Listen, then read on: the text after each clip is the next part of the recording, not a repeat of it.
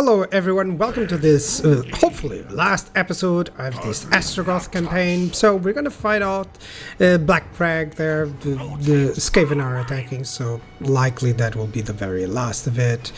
And overall I'm just defending here. It's not really important whether or not I finish these guys off, but I'll resolve it, and just to ensure that the borders that I have are the final ones, you know?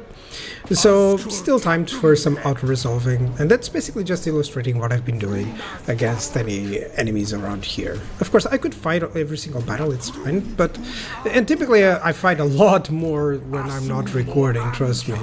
But that's actually a good point. While I'm hovering here around, always try to fight your battles if you can, especially with different army compositions, because that's quite the fun of it, I would say. You know, especially when you suddenly have a battle and you have completely different army composition, it becomes much better.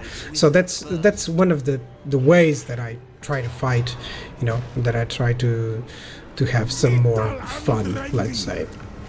And I just noticed, actually, while I was checking, that I haven't been playing enough sieges. So I have to focus on the next playthrough to play quite a lot of sieges, instead of just all resolving plenty of them. Because most of the time the issue here with recording for YouTube is how I have a time issue. Because of course people don't watch too much of it. But then again, if they don't watch, then the guys who are watching might as well, you know, have something special for them every now and then. So just you know, just building up some stuff to just try and there's likely a Skaven under city here, so yeah, why not? And finally I get to have those units upgraded. But yeah, the idea is, if I want to continue this one for total domination later on, then I still have things ready. So that's the sort of thought process here. And typically I do, not gonna lie. Of course it involves a lot of auto-resolve, but I do like to do some world domination things. Just not for YouTube, of course. It wouldn't matter, people wouldn't watch it anyway. Unless it would be very entertaining, which I'm afraid I'm not. So, while I'm picking here some hero skills, just to resume a little bit of what I've been doing, just trying to ensure that the Vampire Count's AI splits up, and they didn't. They actually went all the way against the north. So, the idea here is that I'll try to split them up even more, and try to force them into a terrible position, so that, of course, you know, I even have time to bring that up, so that, you know, all of these are now very easy for me to attack.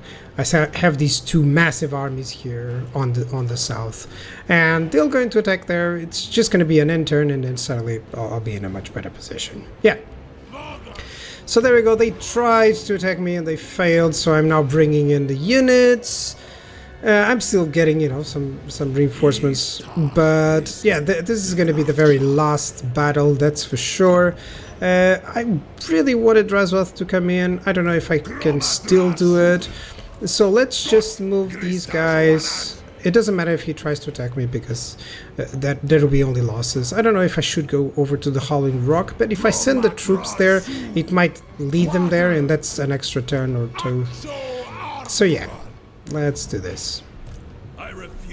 Yeah, yes, some people call it retreat, some people call it running away. Well, it's still tactical. You know, I'm just ensuring that they are depleted. They're taking attrition.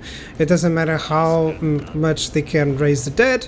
If they are constantly doing so, it will reach a point where they cannot do it any longer. So that's the sort of idea. I'm sad that I cannot get all of those special places, but still, it was nice that I managed to destroy the vampire counts here. You know, that's kind of like the sole idea. And he's attacking. All that I'm going to do is just move my troops nearby so that they will attack it during the end turn. That's likely. I cannot reach it there. Well, let's just use the underwear. There we go.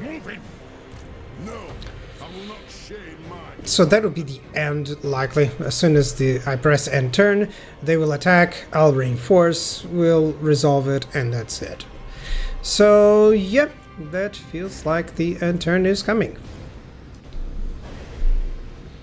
Okay, and yep, he's attacking Black Crag. Definitely no need to fight it out. There's too many armies nearby.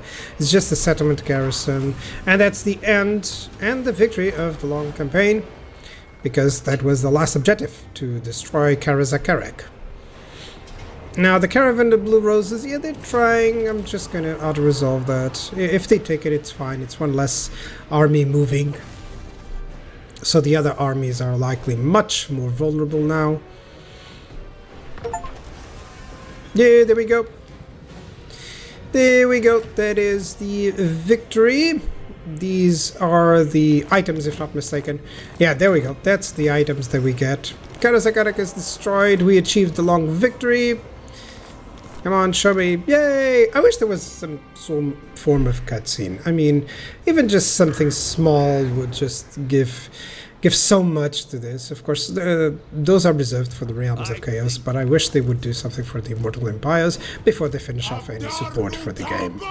So I'm gonna finish up with with a battle here. Just gonna try to get some units. Yeah, likely someone is gonna have to attack Gorst here. I don't know who.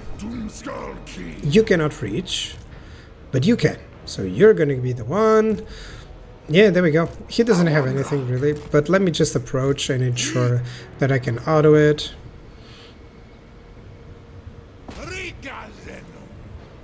I've fought Gorst way too many times to enjoy another battle against him, so let me just auto it. Yeah, that's the end of Gorst.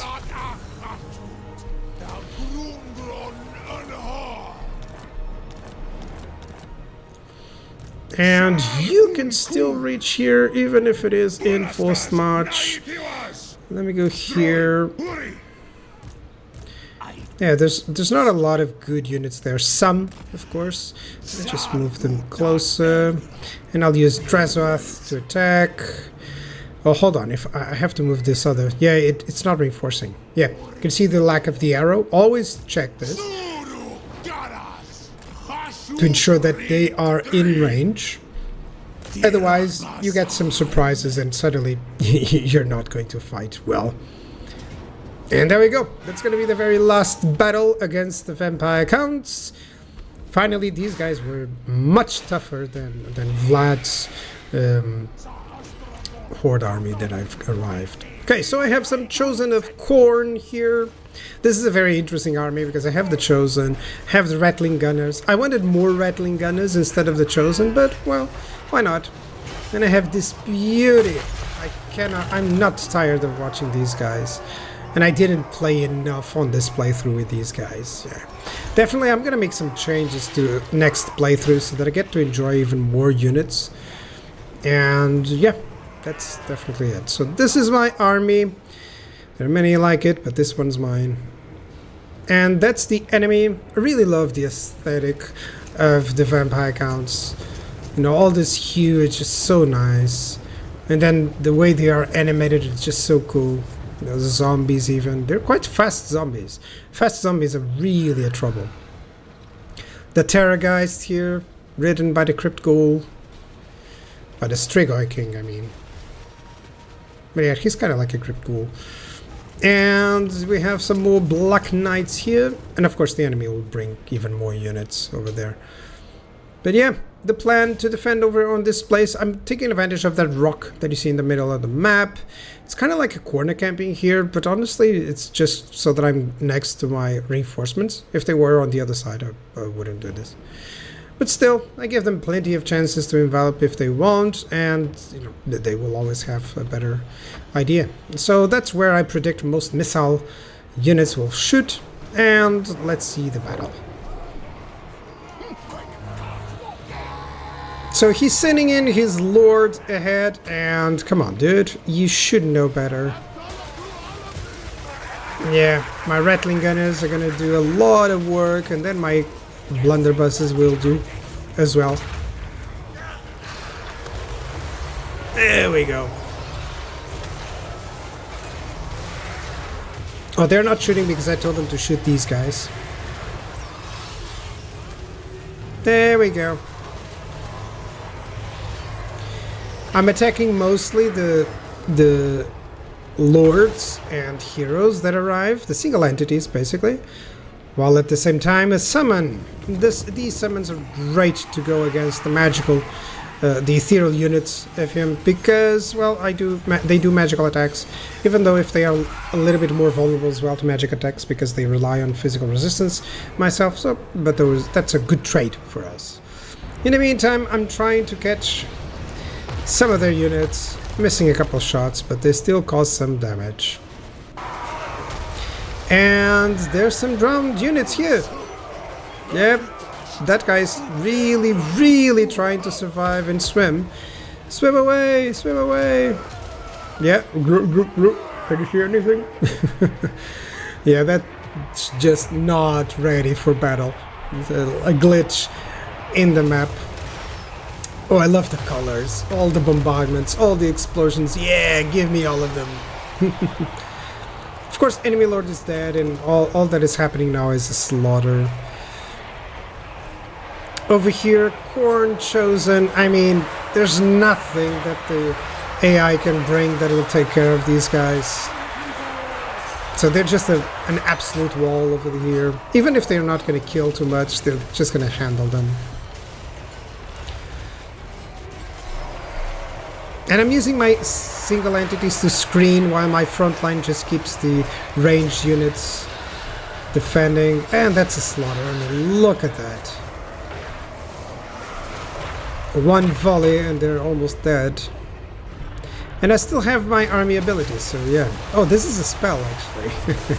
The flame one. That's nice. That was cool. So everything that arrives is just slightly attacked and slightly depleted. And that's really cool because it helps in army losses overall. Rattling gunners keep shooting.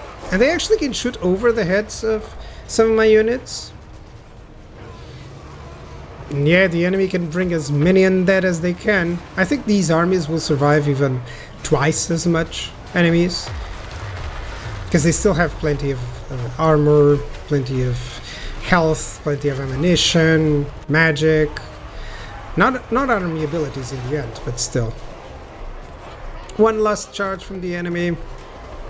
They're trying to cause some damage, but yeah, not gonna happen. Some Dreadquake mortars that are hitting the hitting the water and doing nothing. It's whiffing, but yeah, I think the enemy is now decomposing. Some more army abilities being sent. There's a ton of them actually when you reach the late game. And there's one less Terrorgeist being hit. My own Chaos, my Skaven units are thinking that the Chaos Dwarves ahead are also Skaven. And let me just have a nice flyer versus flyer overview before the end.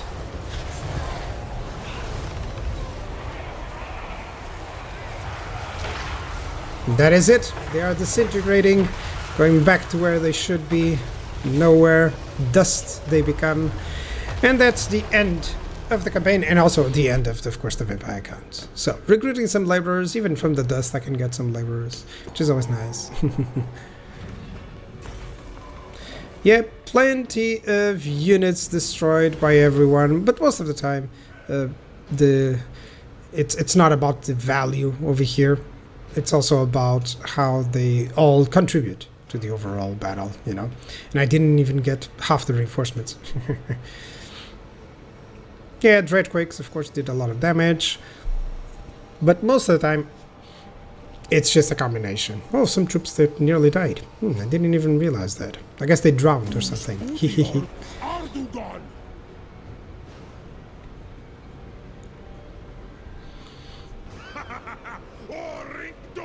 So let me see if Drasworth can finish them out. Does he have enough movement points?